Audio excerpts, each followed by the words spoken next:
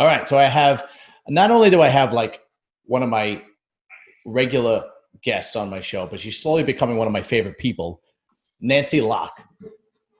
Goddamn right. and her favorite Santa hat. But not only that, now we have the wild horse, Matt Mask. How's it going, John? How you doing, man? Nancy.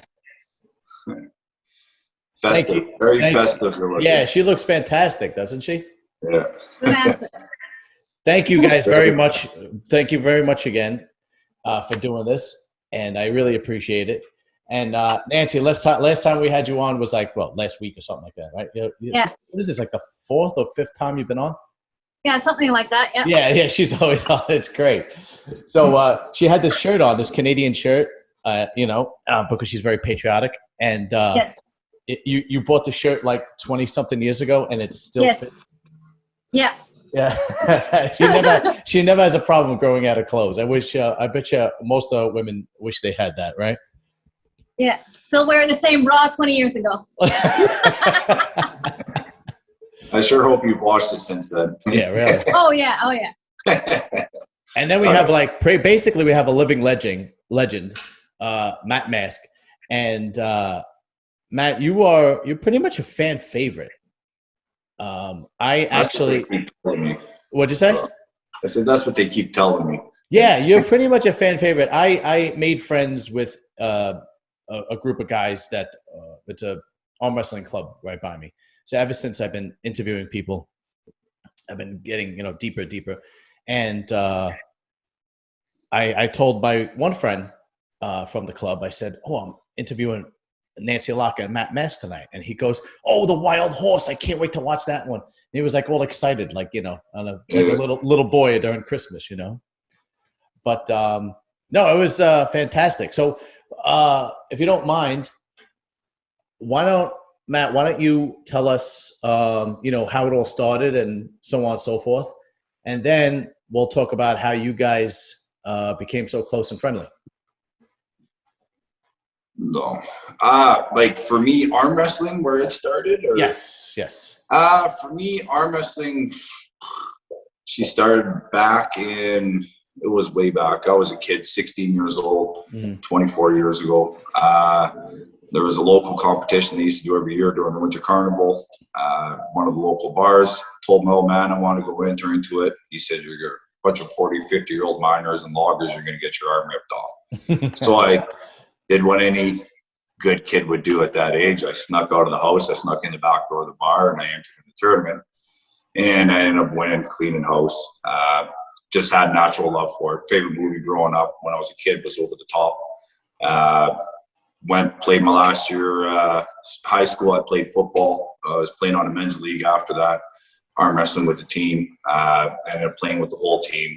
One of the guys was like, man, you gotta give him a gift for this. So looked into a few tournaments and ended up taking me down to Wasaga Beach. Ended up pulling there at a tournament, and then moved out to Alberta. Met Aaron Lagelle, kind of took me underneath his wing, multi-time world champ, and the rest just kind of fell into play. So yeah, always been searching, always kind of one of the big dogs around this area. Then finally I ventured out down south into the States and figured I'd start making a name for myself and started headhunting all the big names. So that you did, that's for sure. Now that first tournament, that carnival when you were 16, you had no previous arm wrestling training whatsoever? No, just from what I watched on the TV, right? Yeah. That seems to be common with like the elite, where it's like, no, I just entered a tournament and fucking won, right? And it's it was. I didn't win all the time. Like I won the first tournament, I went in. After that, it was getting my ass kicked for many, many years before right. You really develop it, right? So yeah, Nancy, did something like that happen? Yeah, similar. I was same thing, right? 14, yeah, same thing. 14 Winter Carnival, kicked everybody's ass. What the hell? Like people are weak, or I'm super freak. I don't know. Yeah. I'm telling you, it seems to be like a regular where the elite level arm wrestlers go, it's just a God-given talent, and then you build on top of that. That's what it seems to be, right? Because I took one arm wrestling lesson, one. right, last week. And it was like learning how to walk all over again. You know, put your foot here, put your arm here, do this, do that, do that. There's no way you could know how to do that at 14, 15, or 16 years old. So that means you're just a God-given talent. Yeah, I think it was talent. I think Matt and I were just born to do this. So how did you guys become close friends? Was it through arm wrestling, or you guys knew each other before that? Arm wrestling. Through arm wrestling, yeah. Oh, okay. Ran into Nancy, had a few other tournaments with Eric and stuff. So, so now you came down to the States, and talk about what happened when you got to the States. Me? No, Matt. Sorry, apologize. Yeah, Matt. Well, I lost. We don't want What happened? My first tournament in the States, I lost, but you know, people paid attention to me, right? They kind of say, "Oh, wait a second, you know, if this guy keeps coming around," and I'm stubborn, I'm thick-headed, so I kept coming around, and eventually I started to take a few names under my belt, right? So it was, you know, every time you learn way more from a loss than you do for a win. Any day of the week. If you're winning all the time, you learn absolutely nothing, right? So you learn so much more from a loss than a win. So yeah. You agree, Nancy? Same thing? Same thing, yeah. Yeah. Well, you mean losing? No. Yeah. Yeah. No, she's never lost. She doesn't know what it feels like to lose. Nancy does not like to lose. Nancy. I lost once, Victoria. Yeah, but we're gonna get but we're gonna get even though. Oh yeah. I texted her last week and I told her, I said, we have to go back. We need a rematch. She goes, yeah, we will. I said, yeah, we will. We will. Yeah, that's fantastic. That's going to be a good one. I can't wait to watch that one again. But so Matt, you're a big dude though. You're like 6'6", and how much do you weigh? 250, 260? It depends. It depends on how busy I am, how many meals I'm getting, what time of the year it is. Yeah. I understand. Average on about 240 to 250-ish. Okay. Weightish. So I have to bring it up because I think it's great. I watched the first arm wrestling match I ever watched with you was, and it's one of my favorites, was you and Devin Larratt at the WAL. That was a good one. And the reason why it's one of my favorites is Devin always kind of like pops a lot of shit, a lot of talking shit, and he won, and he went to give you a hug, and you were like, "Don't fucking touch me right now," and I was like, "Oh yes, this guy's gonna kill him." So tell me what was going through your mind at that time. I didn't want to be fucking touched. Yeah. And I don't blame you. When you like competing at a level like that, like Nancy can attest to it, the emotions and everything else, the mental preparation, everything you do for that when the time comes, if you do it properly when the time comes, you don't really have much of a control over it, right? At the time. And it took some time just to kind of calm down. Like me and Devin, we're actually good buddies, right? Like I went and helped him train for Michael Todd when he went to go pull with Michael Todd. He's got a big match coming up with LeVon. I can guarantee you I'll be down there for a week, and he'll probably be up here for a week throughout the process, us training together. I got a few things coming up that I can't quite talk about yet, but we're always good buddies. We got back from the tournament. He thought I was really pissed off at it, but it was just, no, I just didn't want to be touched at the time. And, yeah, I get it, man. He came back, and I got a phone call from him about a week later, and he's like, buddies, how's it going? He's like, are you really mad at me? He's like, give me a call, and let's talk about this. And I kind of chuckled when I heard, because as soon as I thought, I was like, I'm going to make him wait another couple of weeks. So I waited about 3-4 weeks, and finally I gave him a call, and he's like, hey. And I was like, no, fuck, I wasn't mad at him. I said, it is what it is, right? It's part of the game. Yeah. But I said, I wanted to let you fester out for a little bit, right? So I was at my cottage leading up to the match. He was posting shit every couple hours, just trying to get underneath the skin. I didn't see any of it, right? Good. But yeah. Yeah, I never had the pleasure of meeting him. I saw him at the Olympia this year because I went down to Orlando. I didn't have a pleasure of meeting him, but everybody that I speak to that has interacted with him has basically said the same thing you said. On the table, he's Bart Wood explained him as a magician. He's trying to distract you so he gets an advantage, and he's basically wreaking havoc. Right? But after that, according to what everybody says, he's the nicest guy in the world. He's ready to help you. He's so on and so forth. Oh yes, he's one of my favorite people on the planet. That's what everybody that I speak to. One of my best friends, right? Like I consider him a real good friend. So he's one of the best people, and that's what it is, right? That's his game. You have to learn to accept that that's what he does, right? I got my game. Like most people see me on the table, they think I'm a fucking raging lunatic or a serial killer. Right? Yeah, that's pretty much what I do. That's my game, right? Yeah. That's where I need to put myself, where I feel is you're going to get the best version of me, the most intense, the most, so that's what I do. But then when they see me off the table, they figure I'd be fucking beating my kids and dragging my dog through the dirt, right? But that's just not who I am, right? Right.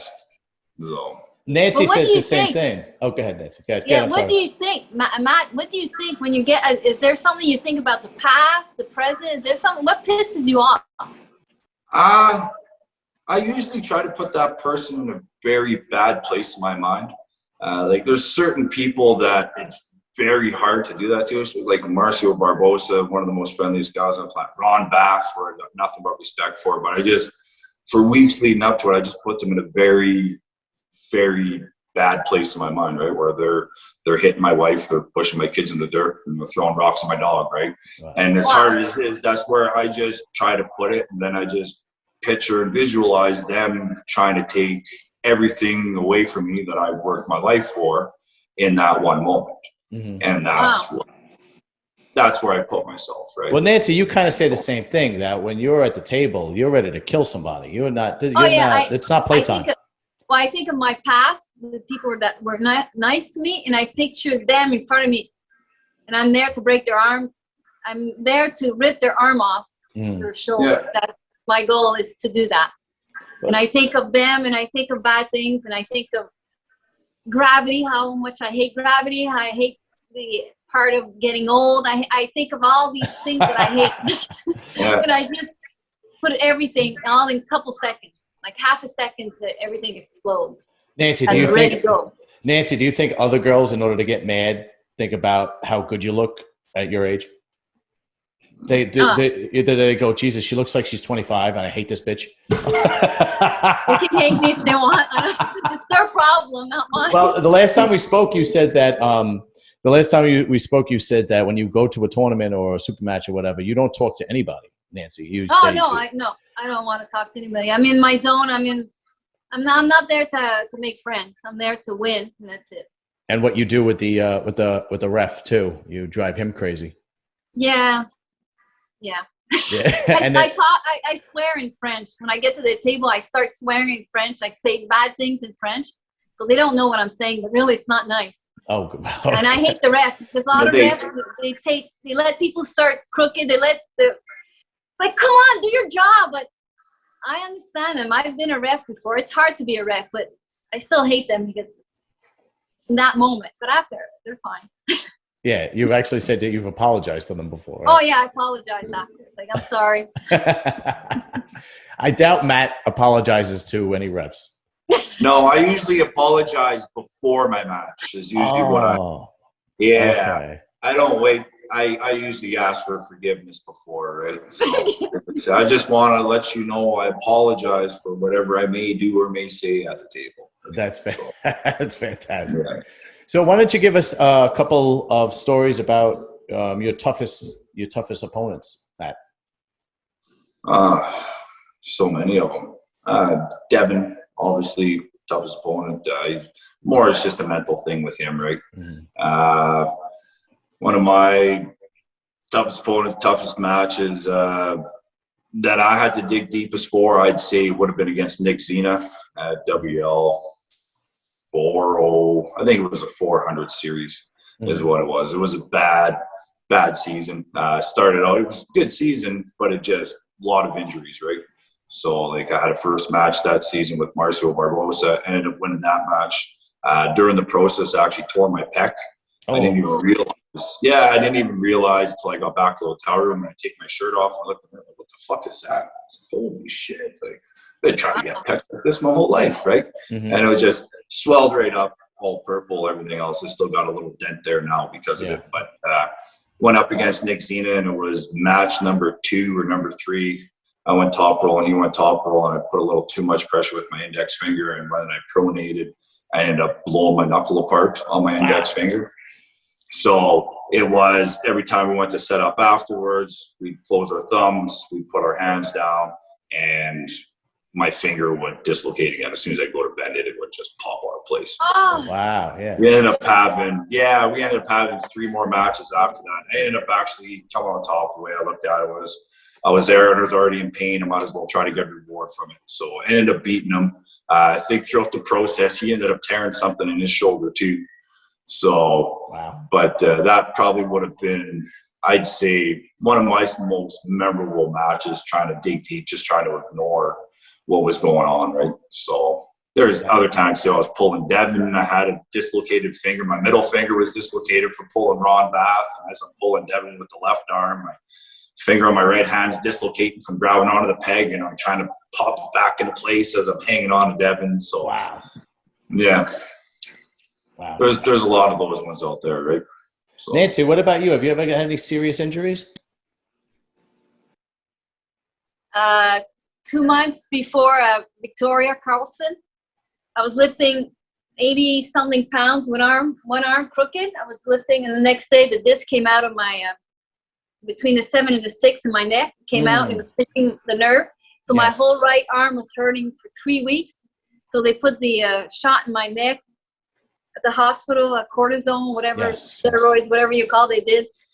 So they told me not to arm wrestle for a couple months, but I had the super match coming against Victoria. I said, well, I'm not going to do anything. I'm going to stay like this till the super match. So that's the worst that ever happened. That's it. What happened at that super match? I got to assume. Well, Victoria Carlson, I lost. Like, I beat her, but I lift my elbow too many times. So she won the super match. Okay. But it was okay. I was still happy that I was able to arm wrestle when the doctors told me not to because of my neck. So I got my neck really strong, and now my neck is much better. Okay, good. And I just don't lift 82 pounds anymore when arm. Yeah, 82 pounds. I mean, how much do you weigh? 120? 120. Yeah, that's insane. So I'm not gonna do that anymore. Yeah, really.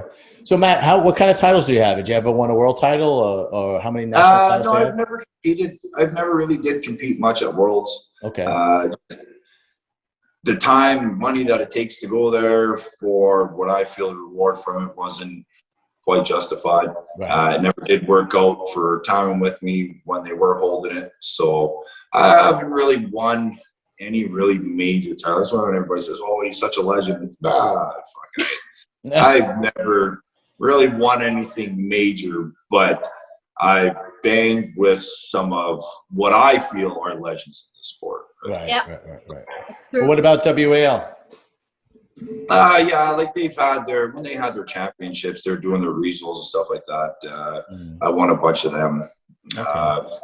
For years, every year it was coming second place against Devin every time we competed. And then last couple of years, they've had, until COVID came and kind of fucked everything up. We ended up, they were having super matches, kind of deal just like a UFC thing. So I was partaking quite a bit in that. You win some, you lose some, right? So, right. Yeah.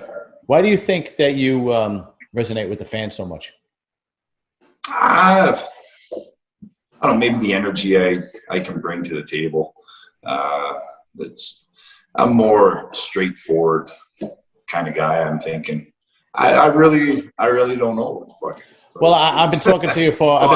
I have no clue. I just go out there, I do my thing, and I've been talking to you for almost 20 minutes, and you're a knock around regular dude, and I think regular guys could relate to that.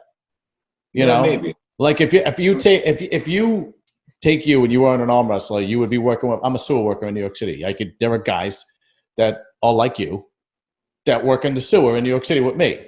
And those are regular blue collar knockaround guys. Yeah. I think that's what people resonate with. Maybe that's what it is. Right? Maybe I'm just a sewer rat.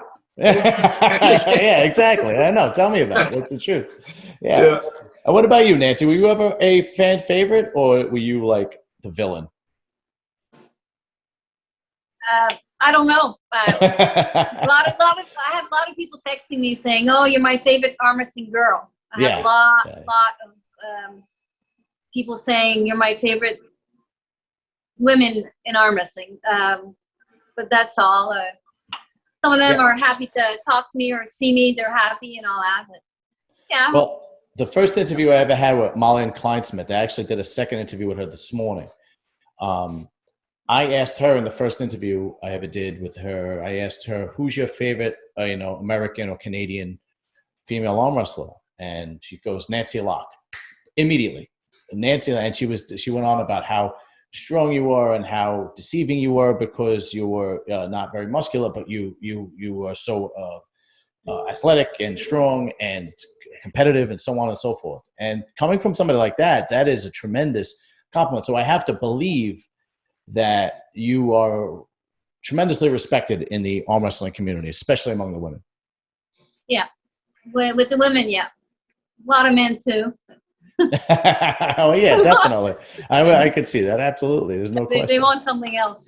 my favorite Nancy Locke, my favorite one, arm wrestling one is with WAL. Who were you arm wrestling with? Were you, your husband was in your corner and you went back to the corner and you were really pissed at him. And then you came back and destroyed the girl. Oh, you were, what's her name? What is her name? The really Valerie. Yes, Valerie. Yes, that was. I thought that was great. Now I don't remember why, but go ahead. Tell us why you were pissed. I was really pissed at him because he says, "Okay, when the first match you go against her, do this technique. I'm not going to say what it is there, but it is a technique." He says, "Try it out. It's really, really good." I said, "Well, I'm pretty good at what I'm doing. I don't want to change my technique." He says, try it. Fine. I get there and I get all set up and I'm all confused and I don't like it and ready to go. She gets me at the go and I'm like, God, I hate this stupid move. It's like, okay, here you go. You can have it. I wanted to keep my endurance for the couple next matches. Right. So I went up there and I said, I'm never going to do that. I hate it. I should have never listened to you. I really was pissed off at him. So I ignored it and I said, I'm going to do my technique and that's it. This is how it works. So I concentrated, went back in my crazy world, got into her hand. It's like, okay, let's get this over with. Yeah, and what was funny, if you go back and watch that, Matt, after that first one that she loses, I mean, I think I was there when that happened. Oh, you probably. Yeah. Valerie, pretty much, all respect to Valerie. Valerie pretty much didn't have a chance after that one. But no. What was funny is that she held her there at one point, and then she was just like looking in the audience, like just all of a sudden it was like she knew she had her, and it was almost like a psychological thing. Well, I'm just going to ignore you now for a couple of seconds before I put you down. I don't know. You were like ordering coffee or something. Yeah. That's what it was. Yeah. But it was pretty. I missed WAL. I loved watching them. The choreography was great. I mean, the cinematography. Listen to me, like what's it, dance studio? The cinematography was great, and how they announce the athletes and whatnot is fantastic. So, can I have a couple questions for Matt? Go right ahead. Shoot. Okay, Matt. How many days? How many days off? How many days do you take of rest before a tournament? 6 days, 9 days? It depends. Like if it's something I'm really 100% serious to, I'd say it's only probably about 6 days, 5-6 days, but there's about a 3-week taper down, right?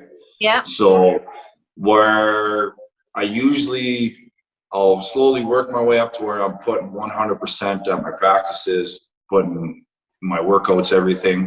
And that'll be about probably 3 to 3.5 weeks of leading out to a big event. And then it's a slow taper down all the way up to my last week where it's just light weight, but I'm doing about 50, 60, and I'll spend 20, 30 minutes each day, just enough to get a little bit of a blood and a little bit of a pump in there. But it's 3 weeks, 3.5 weeks for full out, but right up until about 4 or 5 days prior is slow, light, just to keep everything greased, right? So the day if I rest too long, I find I feel rusty, eh? Okay. So, yeah. So even the day before, you'll do a little bit of warming up? The day before, it's more just movements, really getting the creaks, the cracks out. Up until about 3-4 days prior, it's like real light band work. I'll even grab like 2.5 pounders, 4 pounders, and I'll just have them on my wrist and I'll just roll them around, right? Sit there and just, grease the wheels, right? So. And is there something you eat the night before? Is there something you have to eat or the day of the milkshakes? Really? Milkshakes. That's funny. A lot of fucking milkshakes. Right? Why milkshakes? Milkshakes is my kryptonite, right? Oh, okay. All right. Yeah. So, Matt, when you practice, I got to believe that it's difficult to find guys that not only are your size and have your strength, but also arm wrestle on top of that. Where do you find guys to like spar with? I don't even know if I'm using the right terminology as far as arm wrestling. I say spar. Where do you find guys to practice with? I understand what you mean. Yeah, thanks. So it's like I got 20, 30 guys that come to my club, and it's not so much on how strong your training partners are, on how you can progress, but how you use your training partners to your advantage, right? Mm-hmm. Like obviously, if I've got a training partner that is super, super strong, a lot more I can work on, a lot more of setup and everything else and getting into my position from there. If I feel a lot more dominant than one of my training partners, then I let them get everything they want. I let them get into a position where I don't want to be on the table, where they have everything they have, and then I'll slowly just work for it back, right? So if I'm always working from underneath the table, not getting everything I want at a disadvantage, your strength level can go up. At the same time, you're also teaching yourself angles, position, movements that actually work should you get into a position that doesn't feel so good, right? So you go one direction, it's like, oh, that took me about 80-90% of my pressure. You can work another, holy shit, like I only had to put in 20-30% pressure to realize that, engage so much pressure, and I was able to get that much more, right? So kind of remember them angles. So it's works out good for both of us, right? They're getting stronger, I'm getting smarter, plus I'm getting stronger because I'm pulling from a shittier position. Okay. Yeah, that makes complete sense. Sure, absolutely. So now what's the future of Matt Mask? What do you have on the horizon as far as arm wrestling goes? Yeah, what you got coming up? I'm just going to keep plugging away. The last 3 months, 4 months has been pretty hectic for me. I've kind of slacked on my training department, actually quite a bit. But built a new garage, set up a whole house as an Airbnb, bought a new house, set it up as an Airbnb. So I've kind of been just flat out put arm wrestling on the side. Been doing a little bit of training here and there, but I've got my garage done behind me. I've got the other Airbnb set up. They're ready. It's just a matter of cleaning them when it's time. Work's picking up a bit, but I'm going to dedicate a lot more time into preparing. I got a few things coming up. I'm not going to talk too much about them yet, but the spring, there'll be something. Fall, there's going to be something. Throughout the summer, I'm trying to work on something. So, but I'm kicking it in high gear, and you're going to see and hear a lot more about me because I'm coming out and I plan on chipping away a little more. Right? Oh, okay, good. Chipping away. I'm going to start taking some names again. Good. I've kind of fell a little bit off of the rocker. Now she's time to get back on. Well, you gotta make money. So if working and investing is necessary in order to jump back on the horse. So I totally understand. Yeah. Well, I just put 3-4 months aside to concentrate on something where 10, 15 years from now I can kind of sit back a lot more, right? So absolutely, yeah. Priorities, right? Priorities. Did you guys watch the Devin and John Brzenk? And what'd you guys think? Who's John Brzenk? Of course, I watched the John Brzenk match. I won some money. Hey, Did you really? What did you guys think? I thought, like, Devin's Devin, right? Mm-hmm. That's Devin. That's what he does. The way John was talking leading up to it, I was thinking it was going to be a lot more interesting. John, his strength wasn't far behind where I believe Devin's was. But as you see what happened, John came in 110%, and he lied to us. He said that his stamina was way fucking better, probably just as good as Devin's, but that was bullshit. Because he went pinned for about 10 seconds, and then it was just, that was it. Yeah. So, but it was great to see John back. I was honestly on it. Like, at first I was like, Devin's going to destroy him. And then as you see John train a little more, and then you hear him talking, you kind of see him starting to, lose his neck a little bit, and you can tell he was taking it pretty serious. And I was on the fence. I'm like, holy shit! Like, I really didn't know what the fuck was going to happen.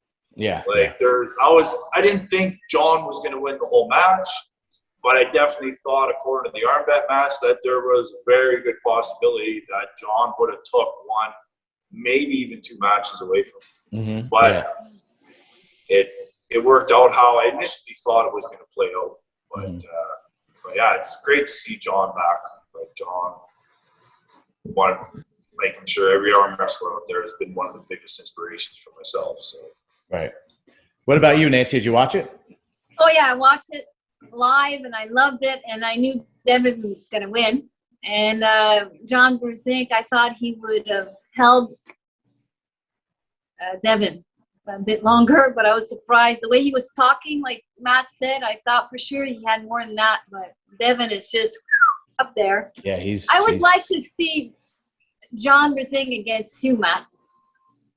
Oh, that would be maybe one day. Yeah, that'd be good. Maybe Yeah, definitely. one day it'll happen again. Yeah, absolutely. I'm up for it, John. If you're listening, get somebody to set it up. You know more people than I do. So. That's right. I'll tag him on this. Not that he looks at my fucking Instagram post. Probably not. He doesn't look at my shit either. So. Because if he looked at my DMs, he would know what he had is about 14 invitations for me to interview him. It doesn't work. So now you said Devin is going to be almost in Levon. And all right, so what do you think about that? I'm fucking stoked. Yeah, me. I can't wait to see her go down. If the same Devin that pulled John showed up, he's in trouble. If the same Devin that showed up to pull Michael Todd, I think we may have a match. Right? Mm-hmm, mm-hmm. So, and given with the amount of time that we have before Devin goes to pull Levon, compared to the amount of time that Devin had before he went to pull Michael Todd, I'm thinking that we're probably going to see the biggest, fattest, ugliest looking Devin Lorette that's ever walked the fucking line. Yeah, and I agree. I can't fucking wait. Yeah. So I think it's going to be real interesting. I think it's going to be real. I know for a fact I'm probably going to be down there training with him. He'll probably fly out here sometime in there training with me here. Sure. So I'll definitely be getting together with him before he goes and put a solid weekend for sure. Trying to beat that arm down. So but Nancy, what do you in return it'll help me too, right? Oh, absolutely. Yeah, of course. Nancy, what do you coming from the States and Canada, we have all seen Devin. I really can't say that anymore because of YouTube. We've all seen Levon. But how powerful is Levon as compared to Devin? Right now, I think Devin doesn't have a chance if they pull this week. Let's say right now. Okay. But if Devin has a lot of time to gain more weight, it's gonna be a good match. But right now, he has to gain more weight, more power. Because right now, he wouldn't win right now. But Devin, when he wants something, he goes for it. He's Canadian. He's gonna train his brains out and He's got 6 months. He's got 6 months to do it. Yeah. So Like when he did it for Michael Todd, he did it really, really well, but he did it so sloppy, right? Mm-hmm. He wasn't healthy leading up to it. He was just trying to get as big and as strong and as massive as he could in the shortest amount of time that he had. Mm-hmm. And he accomplished that. But it was horrible, right? Mm-hmm. 6 months, he can do it a lot leaner, a lot better, a lot cleaner. So I bet you we've seen a 295-pound Devin when he pulled Michael Todd. My prediction right now, we're going to see a 305-pound Devin when he pulls Todd. Yeah, wow. He has to. Wow. Yeah, he's going to be 305 pounds, but he's not going to be as messy looking. Right. Like he's not going to be sloppy. He looked like Paul Hurley walking up to the table. Yeah. Right. Like compared to, it was still in good shape, but I think you're going to see a lot leaner, bigger version of Devin when he goes to pull Levon. Because when you look at Levon, I mean, he looks like a Clydesdale. He's like a fucking Neanderthal. Yeah, he's so massive of a human being. Like, does this guy even? Like, he's probably only second generation in his family that stands up straight. That's like. I would picture him walking in. I would picture him walking up on stage with a grizzly bear fur fucking coat. Yeah. A big fucking club in his right hand. Right. And dragging his Dane behind him in his left arm. Right. Just fucking walking up to the stage. Right? And then you're gonna arm wrestle him. Yeah. Right. I mean, it's got to be insane. Well, Nancy, tomorrow morning I'm actually interviewing Gabby V. And supposedly, because she just won another Worlds in Romania, from what I understand, she's having a rematch with Sarah Bachman. Gabby's going to win again. I thought so. I thought you were going to say that. Oh, yeah. I think she's going to win again. I don't know much about Sarah. I know she's Swedish. I know she lives in the States now. I don't know what, I haven't had a chance to interview her. She's another one that doesn't look at her DMs. But I don't know what kind of work ethic. I don't know much about her background or so on and so forth. I would assume if she is like you two guys, like real true athletes, competitive athletes, she's looking for revenge. I would assume that. Yeah. 100%. Yeah, she'll be working hard for it. She'll probably come in big as strong as she's ever been. Yep. Gabby's just very scary. Gabby's the GOAT. Gabby is on a different level. She's on a different level in a light heavyweights men category. Yes. Oh, yeah. Yes. She is. Like she is. She is. Yeah. Like I love Sarah Bach. I think she's one of the best women out there. Same with Nancy. Mm-hmm. But I really love to see her win. But Gabby is Gabby. Right. Oh yeah. It's Malin has lost to her in the Worlds in Romania, and I said, Malin, I mean, there's no shame in it. It's like losing to Mike Tyson in a boxing match. You're going up against, the GOAT. Really. See, I mean, she has like 30-something world titles. I mean, I'm just picturing her going home and taking the 37th one off her and just throwing it in the pile of the rest. Wow. I'd like to see Sarah beat her because like Gabby's like the old Brazilian. She just never lost. Right. Like she doesn't know what it's like to lose because it's been so long since she's probably lost. Right. So I would love to. There was a funny story. I had to interview Robin Chandler, and she had told me that she actually pulled a Gabby, and they were, they were like the last. I don't remember the details, but she said in between. Gabby was arm wrestling guys. Yeah, she was arm wrestling guys, and then she just went and beat Robin like it was nothing. And because Robin was like, don't you think you should maybe relax before we? And she's like, nah, I'll be fine. And wow. I'm like, all right, no. But it's she is something else, man. She really is, and a sweetheart. I was lucky enough to interview her once before. absolute sweetheart. Very, very nice person, and a good sense of humor. Because at the end of the interview, I tried. It didn't work out too well, but I tried making a fake beef with me and the Australian guy who has his own podcast. I forgot his name. Oh, Jake. Jake, the Australian guy. And I was so I told her, I was like, Gabby, just we're gonna do this thing at the end. Just follow me, And I told her we're gonna talk shit about Jake, and she was no problem. You got it. And we did it together, and it was pretty funny. But it didn't turn out so well. But she has a tremendous sense of humor.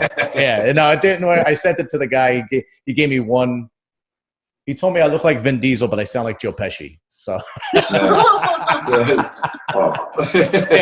it was pretty good. But that was the end of it. It didn't work out too well. But him and I still keep in touch. But Gabby was an absolute sweetheart, nicest person. I'm looking forward to having her on again. But so now, Matt, what are you doing for the holidays? I'm actually going to be going to work tomorrow, but only for a couple days. Mm-hmm. So, and then I should be home by the 22nd or so, and then 21st, and then just relax. And do you have any kids? Relax and eat. Start the process. That's right. That's right. Do you have any kids? Are they arm wrestling, or I don't even know if you? Yeah, I've got 3 kids. Three beautiful girls. 18, 15, and 14. Right? Are they arm wrestling too?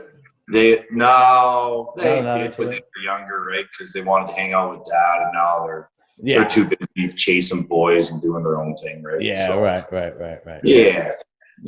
It's good though. It's good. They still love me, right? So they still love me. So it's a good thing. There's never the love for a father from a daughter never dies. It only gets better and better and better.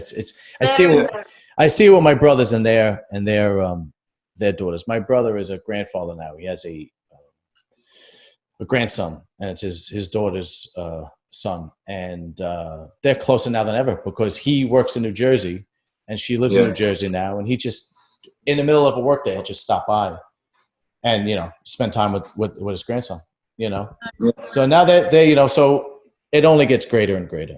So what about you, Nancy? What are you doing for the holidays? I probably asked you last time we were on, but I don't remember. I don't have any kids, so I'm going to eat more, try and gain weight. Yeah. And I'm going to start training really hard. I started last week, and all week I'm going to study and get my plan ready for 3-4 months of training. I got a lot of things coming up, too, in 2022. Oh, good to hear. I can't talk about. And I'm just going to eat and try and gain weight and exercise and play with my dogs. Get my dogs. Yeah, that's pretty much me too. My dogs are getting so old. Oh my God, they don't even.